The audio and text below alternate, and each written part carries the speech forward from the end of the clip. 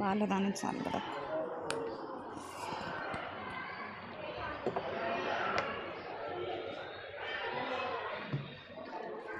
నేను పీటీవీ రిపోర్టర్ని. నా పేరు ఎస్ లలితారెడ్డి. నేను మొన్న ఛత్తీస్గఢ్లోకి వెళ్ళిన టీంలో నేను ఒక్కదాన్ని.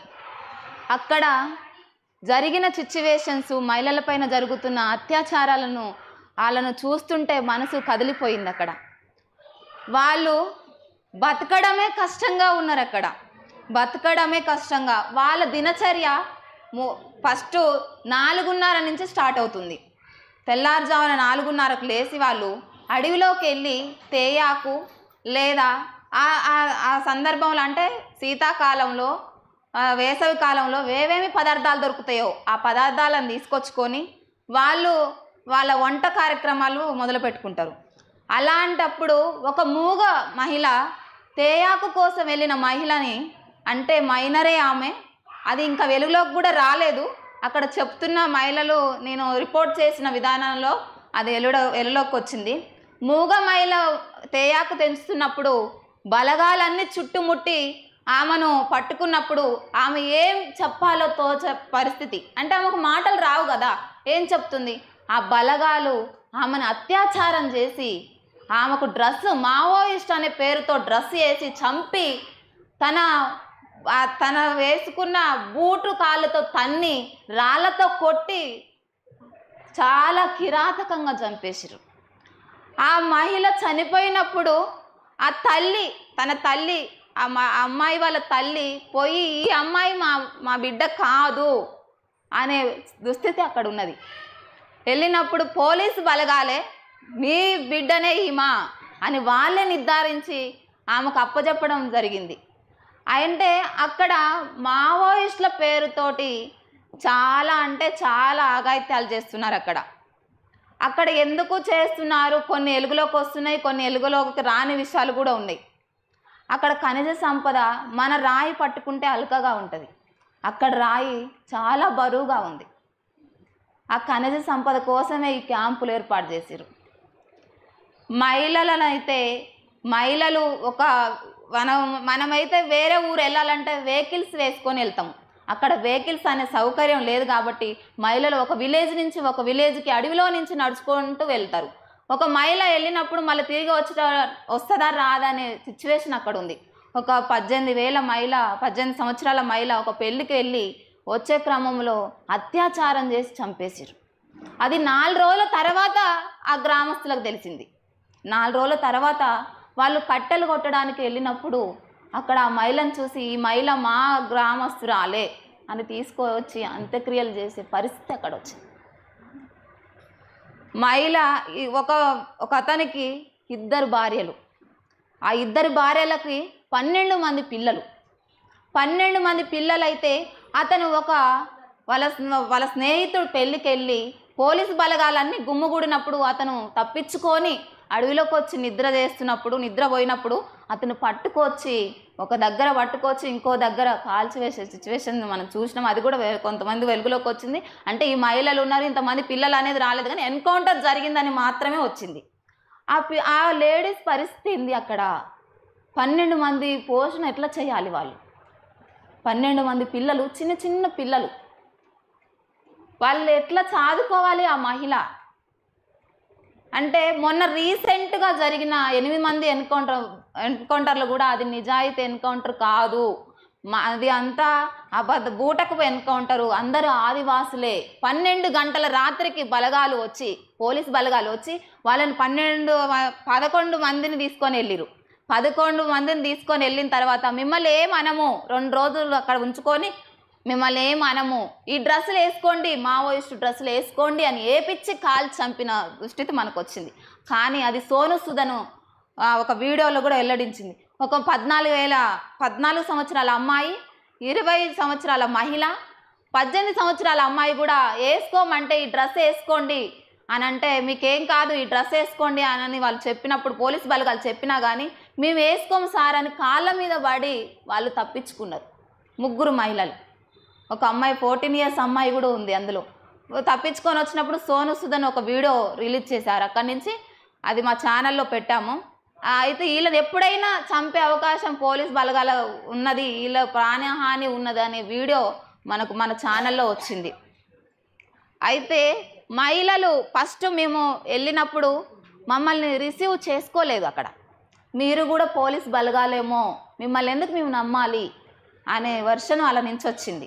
వాళ్ళ దగ్గర మేము కూర్చొని వాళ్ళ ద్వారా కొన్ని సమాచారం తీసుకొని ఇలా కాదు, ఇలా మేము కాదు, పోలీస్ బలగాలం కాదు, మీకోసమే మేము వచ్చాము అని అర్థం చేపించడానికే ఒక రోజు టైం పట్టింది మాకు. ఆ ఒక రోజు తర్వాత వాళ్ళు మమ్మల్ని నమ్మడం జరిగింది. నమ్మిన తర్వాత వాళ్ళ జరుగుతున్న విషయాలు ఏంటో మాకు చెప్పడం జరిగింది. రాకెట్ లాంచ్ చేసినప్పుడు వాళ్ళు తేయాకు ఊర్లు ప్రస్తావించట్లేను, ఇక్కడ తప్పుగా అనుకోవద్దు. రాకెట్ లాంచ్ చేసినప్పుడు ఇద్దరు మహిళలు తేయాకు తెంచుతున్నప్పుడు అక్కడ బాంబ్ బ్లాస్టింగ్ అయ్యి ఒక మహిళ మొత్తం శరీరం అంతా కాలిపోయింది. శరీరం అంతా ఒక మహిళకు కాలిపోతే ఇంకో మహిళకు గాయాలయ్యాయి. ఆ ఇంటర్వ్యూ కూడా నేను తీసుకొని వచ్చాను, తర్వాత మా ఛానల్లో రిలీజ్ చేస్తాం మేము. అలాంటి దుస్థితి అక్కడ ఉన్నది. మహిళలకే కాదు, పిల్లలకు కూడా అక్కడ బతికే అవకాశం లేదు. పురుషులకు లేదు, మహిళలకు లేదు, పిల్లలకు లేదు. పిల్లలకు పోషణే లేదు అక్కడ అసలు. పిల్లలు మరీ పక్కటెంకలు మొత్తము శరీరం అంతా లోపలికి వెళ్ళి పక్కటెంకలు ఆపడే దుస్థితి అక్కడ. ఇప్పుడు ప్రభుత్వ బలగాలు మరి అక్కడ వాళ్ళకు డెవలపింగ్ చేయొచ్చు కదా, డెవలపింగ్ ఎందుకు చేస్తలేరు మరి అని మేము అడిగినప్పుడు మా క్వశ్చన్కి వాళ్ళ ఆన్సర్ ఇక్కడ ఖనిజ సంపద పూర్తిగా ఉంది మేడం, అందుకనే మాకు ఏవి సహకరించట్లేదు. ఒక మహిళ డెలివరీ కావాలంటే 20 కిలోమీటర్లు మోసుకొని పోవాలి. వెహికల్ ఉంటే అది కూడా బైకు, టూ వీలర్ మీద తీసుకొని వెళ్ళాలి, లేదంటే 4 బట్టి మోసుకొని పోవాలి. ఆ మహిళ సీరియస్ అయ్యి మధ్యలో ప్రాణాలు పోయేది తెలియదు, సేఫ్గా చేరుకుంటే డెలివరీ అవుతుంది.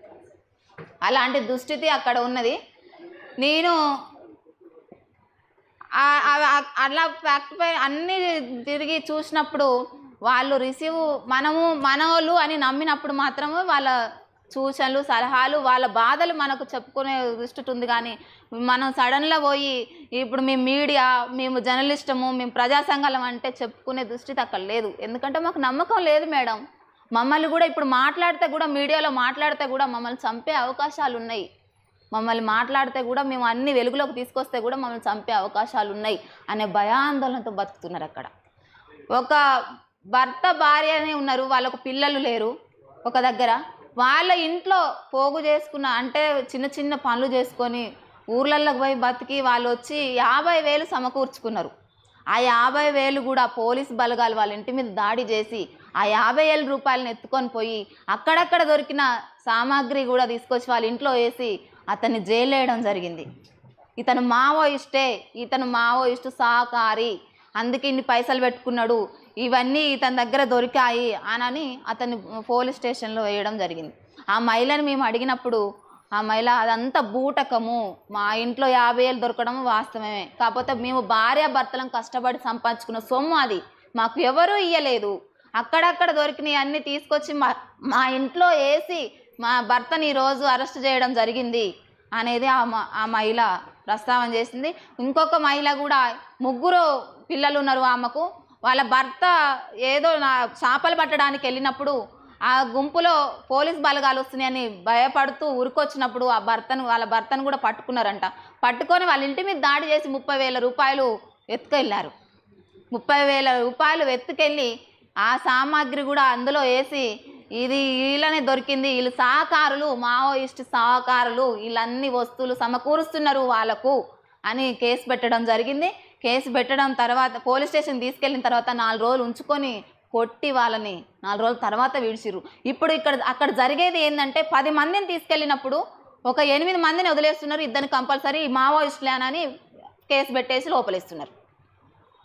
మొన్న రీసెంట్ కూడా ఆదివాసి మంచు బచావో నుంచి కూడా 3 వ్యక్తులను అరెస్ట్ చేశారు. అరెస్ట్ చేసి 2 వదిలేశారు 2 రోజుల తర్వాత. ఒక అతన్ని మాత్రం అందులోనే ఉంచి అతను 3 పిల్లలు ఉన్నారు అతనికి, చిన్న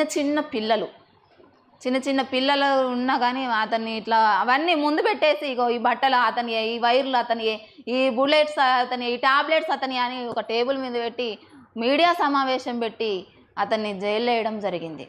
తనను తీవ్రంగా కొట్టడం కూడా జరిగింది. అంటే ఇలాంటి ఇంకా చాలా ఉన్నాయి.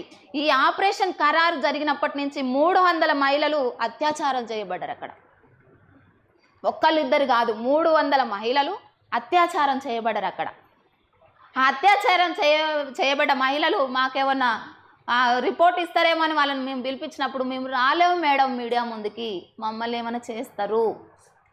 ఒంటరి దొరికిన మహిళను వాళ్ళు చంపడం అంటే అత్యాచారం చేసిన తర్వాతే చంపడం జరుగుతుంది. అక్కడ ఒక మూగన పస ఏమి చూడట్లేరు.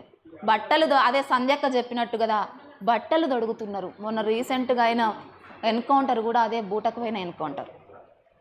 బట్టలు కొత్త బట్టలు దొడిగి అక్కడ మేడం మాకు ముందే వాళ్ళు బ్యాగులలో వేసుకొని వస్తున్నారు, వచ్చేసి చంపేసిన తర్వాత ఆ బట్టలు దొడుగుస్తున్నారు మా వాళ్ళకు. వాళ్ళు మావోయిస్టులుగానే కాదు, మా గూడెం ప్రజలు మేడం వాళ్ళు అని చెప్తున్నారు. వాళ్ళు 3 మహిళలు తప్పించుకోవడం జరిగింది. అంటే ఎంత కిరాతకమైన దుస్థితి అక్కడ జరుగుతుందో మనం తెలుసుకోవాలి.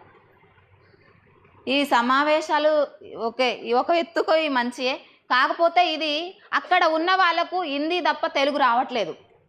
ఇంగ్లీషు, హిందీ, తెలుగు దాని కార్యక్రమాలు చేపడితే మంచిదని నేను మా పీటీవీ తరపున జర్నలిస్టుగా నేను కోరుకుంటున్నాను. మీ కార్యక్రమాలలో అన్నిటికీ నేను సహకరిస్తానని ఈ సభముఖంగా తెలుగుగా చెప్తున్నాను.